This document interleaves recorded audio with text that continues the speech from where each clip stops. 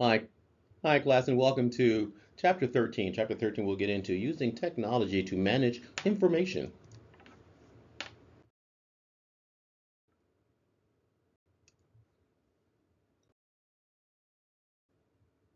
Some of the learning objectives we shall cover will be how has information technology transformed business and managerial decision making?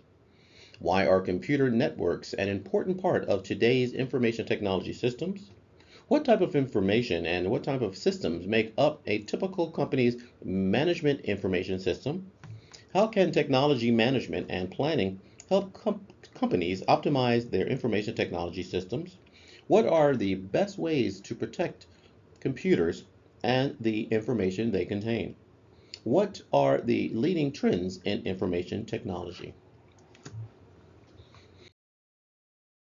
So, the very first thing that we can cover will be business computing equipment. What do we actually have in our offices? What do we actually use every single day? Tablets.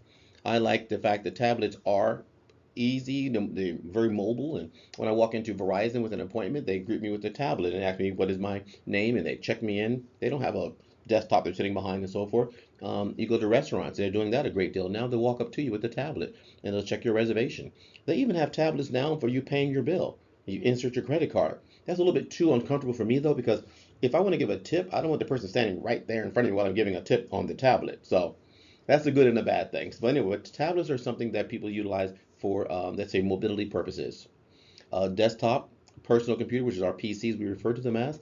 Right now, I'm doing my PowerPoint on my PC, and I love it because it's large. I can see everything. My speed is just really, really fast because I'm tied directly into the network. And so, desktop personal computers are something that a lot of companies, almost all companies, utilize. Laptop computers.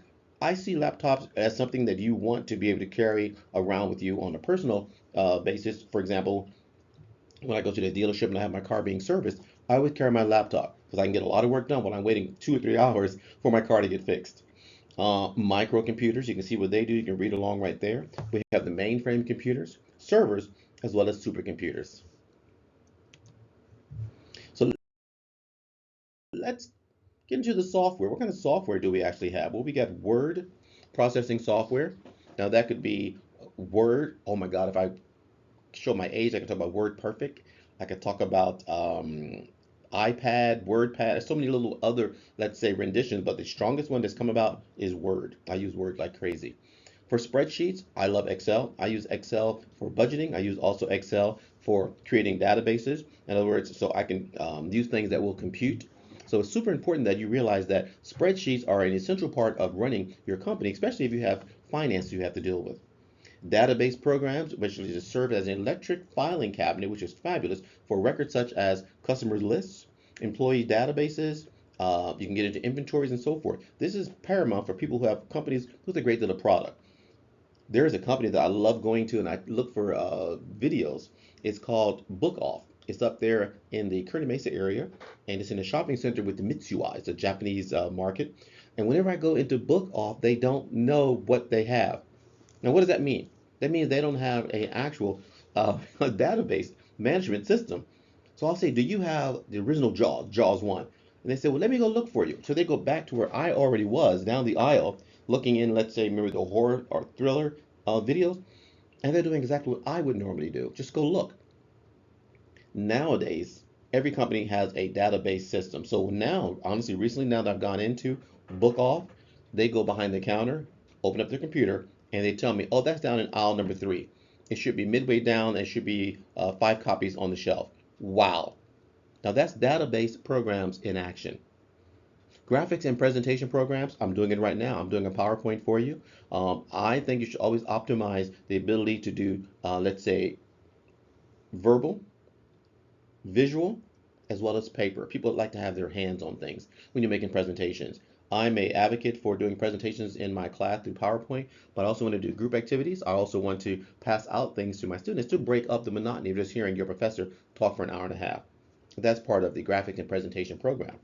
Desktop publishing software is another great tool for companies who want to make flyers, when they want to make advertising, newsletters, and so forth.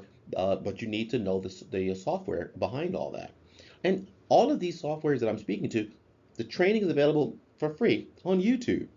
You can download programs. Most programs that you would buy, say for example, PowerPoint, has a help menu and they will, how do you say, link you out to a YouTube that ties into some of the, let's say, skills you're trying to acquire. Communication programs that translate into a form of transmission and transfer to across different networks and other computers used to send and receive data and files. Outlook is what I use on a regular basis. And I think if you, again, just use your software on the surface, there's so many different layers of skills and actually things you could use that will make your day much, much easier.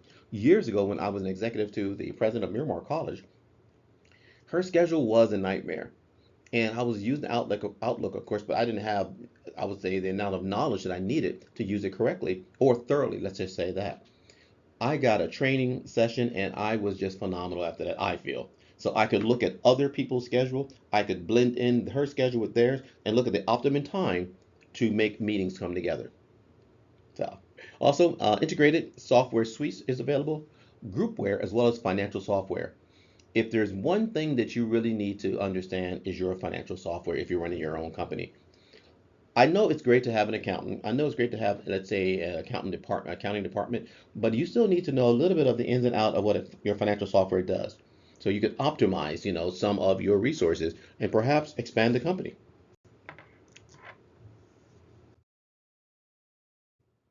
So how's information technology transform business and managerial decision making? Well, because of changing times, we do things differently.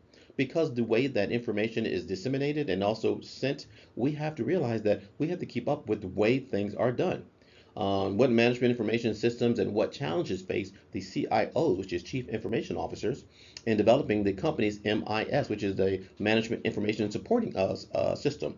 We have to actually justify some of our budgets through the data we receive through the MIS reporting system, which means how many students have enrolled, how many students have graduated, how many students have completed some of the courses. That all goes into the MS reporting system. And if we don't have a good system that's, let's say, state of the art, 2025 level, then we're going to have a lot of problems because other system that it integrates with will not be able to connect with it. So that's a big challenge when it comes to the CIOs of our community college. And also distinguish between data and information. Data sometimes cannot support what the information says, which means the data can be skewed. I've put together a lot of reports and I see the data doesn't look correct because the information that's put with the data does not link up. That's when you have to stop back. I'm sorry, step back and realize you're giving false information. So this is so important when you look at how information has transformed your business decisions. Transforming business through information. Let's get into this video, and then that's going to be a wrap up of chapter 13 because this is what I wanted you to get kind of a snapshot of, and then you'll see the rest of the video.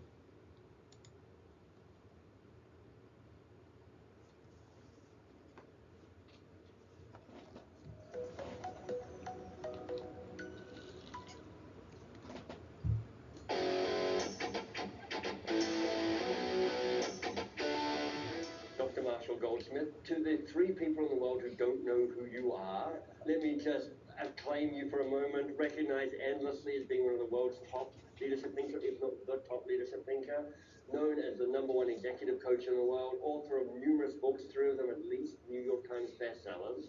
So I'm excited to talk to you. I am an author. I feel like I'm in that hymn, Good King Wenceslas. You know, Good King Wenceslas is out in front and the person behind walking in their footsteps. I'm that person walking in their footsteps. I'm an author myself, and my book, In the Coaching Habit, it is an acclamation of the importance of questions. It's like what I'm trying to do is to have people stay curious a little bit longer, rush to action and advice giving a little bit more slowly. And I'm pretty sure my approach and my fantasizing and obsessing about the importance of questions is aligned with your approach to how you think about coaching and what you think is important in the world. So can you tell me more about that? Yes, a couple of examples. Yeah. One is Peter Drucker taught me the fact that today we manage knowledge workers. Knowledge worker knows more about what they're doing than the boss. The history of leadership was the boss was superior to the people being led. Bigger, stronger, smarter, talk to God, whatever, superior. Yeah. Well, that's yesterday. That's not tomorrow. Today, most of us manage people called knowledge workers. If I'm a CEO and I know more about marketing than the marketing person or finance than the finance person, I don't have a leadership problem, I have a selection problem with the wrong people. You want them to know more than you. Well, when people know more than you can't tell them what to do and how to do it. They already know. You have to ask, you have to listen, you have to learn. One of the great leaders that we both know is Alan Mulally. Alan, former CEO of Ford, fantastic, fantastic leader. And Alan tells a story. He was in a meeting and he encourages people red, yellow, green. Yeah. On top 5 priorities. Green, I'm on plan. Red, I'm not on plan, don't know how to get there. And yellow, I got a strategy. Yeah. Because first meeting, everything's green and they're losing $17 billion. Alan goes, well, it's not so good. Let's do this again. Finally, someone said red, and Alan goes, well, you don't know where you are and how to get there. And he said, I don't either. I know less than you. Well, what a moment. Brilliant. What a moment because this is with all the senior leaders of Ford. Yeah. And they're kind of testing him because it's early on in his days, right? Right. And if there's ever a moment you would think a CEO is going to go, let me show you how I can save the moment, because we are losing millions and billions of dollars. There's pressure on me from the board to turn this around. But instead of that, he does something different. What does he do? He says, I know less than you. Why don't we actually find people and ask them for the answers?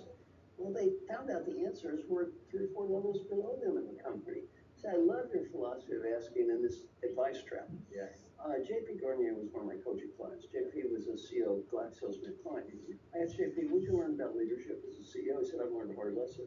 He said, my suggestions become orders. My suggestions become orders. And I said, if they're smart, they're orders. And if they're stupid, they're orders. If I want them to be orders, orders. If I don't, they're orders anyway. My suggestions are orders. So I said, what did you learn from me? He said, before I speak, stop and breathe and ask one question. Is it worth it? Yeah. Is it worth it? And this advice trap that you talk about, very profound. What we don't realize as leaders, our suggestions tend to become orders. Right. They suck the oxygen of creativity out of the room. Exactly. Everyone's like, that's a good suggestion, boss. Let me just write that down. That is true. I do this idea because you gave it to me. And that Ford case study, if Alan Ward said, have you thought of? Yeah. What would have happened? Sir, yes, sir. Thought of it now, boss. Exactly. Yes, Mr. CEO. I call have you thought of fake questions? Because it's just advice with a question mark attached at the end. Nobody thinking it's a question mark. Everybody says, don't do that. Yeah. And so I think what you're doing is brilliant. The advice trap, getting leaders to have the discipline to stop and breathe. Yeah. And a great question, Alan, is, am I the world's expert on this topic? Yeah. If I'm not, why am I talking? Exactly.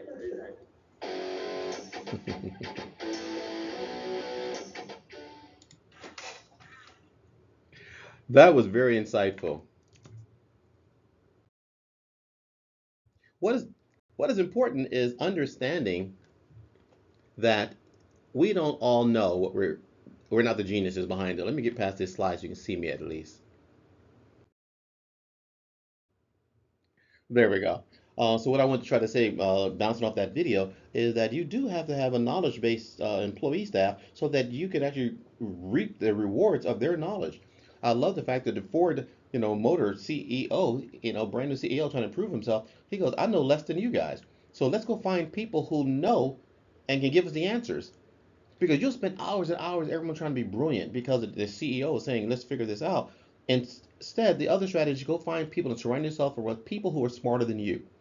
20 years in the United States Navy, that's exactly what happened. I was on the Admiral staff, Admiral Bull, amazing, amazing, dynamic, officer. And he wasn't the expert in everything, but the people he surrounded himself with were the experts. And so to run, let's say a battle group, because on the Admiral staff, we run a battle group, which means we're on the aircraft carrier, but we have all these other escort ships around us that we're in charge of. Now, can he do all that by himself? Of course not. He surrounds himself with the experts. In companies, it's the same way. The same thing you're going to do is surround yourself with these experts. You're not going to go into finance and tell finance how to, organize, let's say the budget. You're not going to go into marketing and say, let's start all over again. This is my idea. You're going to hire people and trust people to have more knowledge than you, and then your company will run smoothly. All right, with that said, that is a snapshot of what Chapter 13 is about. I want you to, again, look at the rest of the PowerPoints, look at the videos that are attached, and if some videos don't work, like I think this Moneyball, I couldn't figure out why it wouldn't work, so just go on YouTube, Google, or I said Google, search Moneyball, and they'll show you this video. All right, so with that said, guys, I'm going to jump chapter ahead, and we'll get into chapter 15 next.